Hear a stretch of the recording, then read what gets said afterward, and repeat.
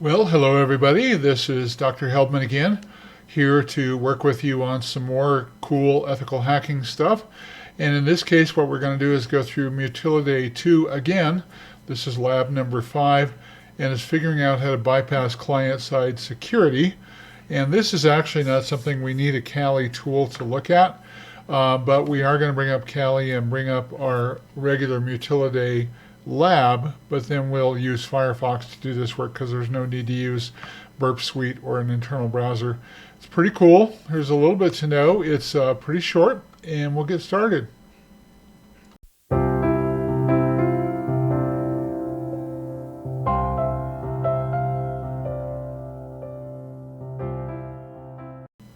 All right, so here I am in Kali Linux. First thing I want to do is bring up a terminal window here, and I'm going to type in sudo apt update. I've already done this, so I don't need to do this, but if I were you, I'd do this maybe once a week or every day, whatever is right. But all this does is go out and refresh the Kali files that might have had the occasional update performed on them. I don't need to do that, but I do want to remind you that we do have Mutillidae installed here. It is a Docker container, and we downloaded that from the Mutillidae II GitHub site, and we got this Docker container. Now, it's actually not a Docker container, it's actually 5 that have been bundled into one single Docker container. And so the first thing that we had to do was we had to install it, and then when we run it, we undid all of those things by installing it. So we undid all 5. We got a bunch of stuff. We got databases, PHP server stuff. We got some admin tools and things like that, websites and stuff. And then what we have to do is we change into Mutillidae Docker like so and clear the screen. And we have a description file that runs this thing. So it's called Docker Compose. This is a YAML file. It stands for yet another markup language. And what it's doing is describing how these Docker instances should come up and begin working together. So we'll type in sudo docker compose up, type in our password here, and it'll bring it up, and now it's running. We're good to go. Now the next thing we do is we can go ahead and minimize this. We're just going to leave it running. It has to run as long as we're doing the Mutillidae lab.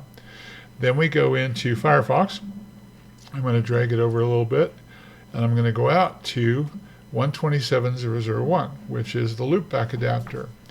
And this is where the reason we got off of trying to do Mutillidae on Metasploitable 2 was because you'd run into some problems trying to connect with certain things. So installing it locally inside Kali helps us accomplish these labs, and still helps us get at the idea of learning what we're supposed to learn via OWASP. So this is really cool. There's some good stuff to know.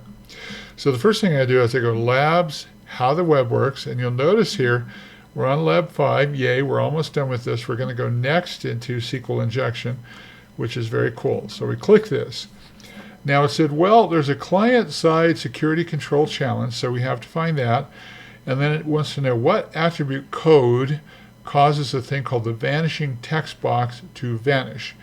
And it gives us some choices of some answers here. We'll talk about that in just a minute.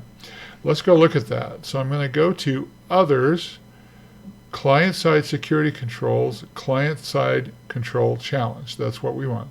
Client-Side Security Control Challenge. And I'm looking at this, and it looks like just a regular web page. Now, this was made using HTML5. HTML5 supports the ability to create forms. So this is using a form. It's also using a table. So in this case, we've got a 2-column by 2-row table, 2 columns, and each row has 2 instances in it. And we're going to come down here, and we're looking for a vanishing text box. Here it is, right here. And you'll notice as soon as I highlight it, that the text box vanishes. It goes away, and then it wants to know why it goes away. What is the deal? Well, now in this case, we don't really need anything huge and big like a Burp Suite or something like that to look at it. All we need to do is inspect the page. So I'm going to right-click and select Inspect. Now the default speed key to inspect a page is F12. In case you're wondering, F12 brings up Inspect for most web pages, and I'll hit Inspect, and here we are. Now I want you to notice here that we have what are called some tags. They're called elements technically, so if you've never had an HTML class, Now is your chance to jump onto W3 Schools, go through their HTML class, which is very, very good, then hit their CSS class, Cascading Style Sheets, and then probably go through JavaScript. And JavaScript's going to take a lot longer. It's a big language and there's a lot to know, but it's a very, very important language. Anyway, so we're looking here and we see that we have what's called a table row tag. It says TR, that stands for table row. And then we have two sections to this particular table row because we've got it broken out into little columns here. And we have our table data. That's the first element. So the blue box there is showing us some table data, and it says that it's going to align the text to the left, and it's going to be called vanishing text box. That's the text that we put inside there, and that's fine.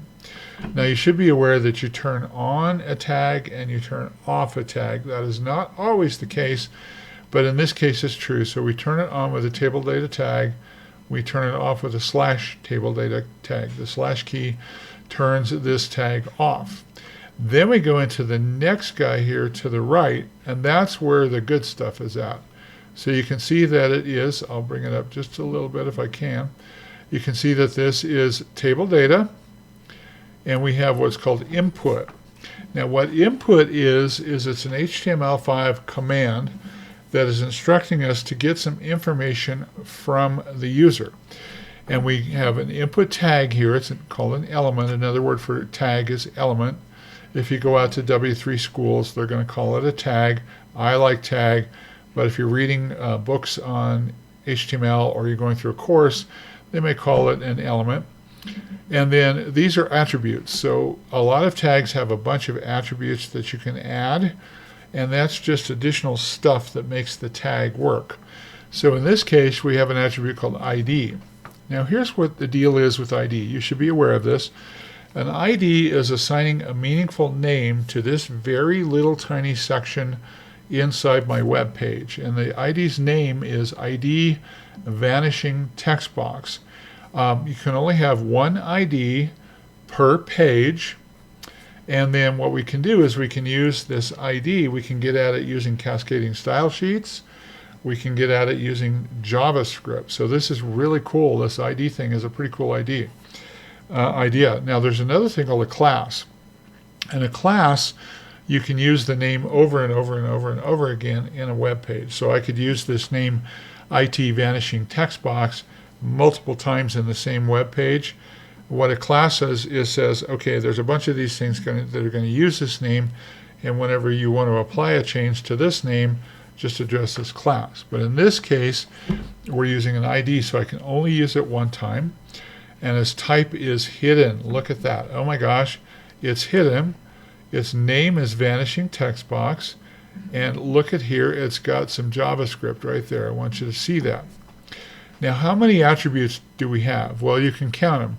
We have an attribute called ID, an attribute called type, an attribute called name, an attribute called size, a max length attribute, a required attribute, and this is an attribute called on mouse over.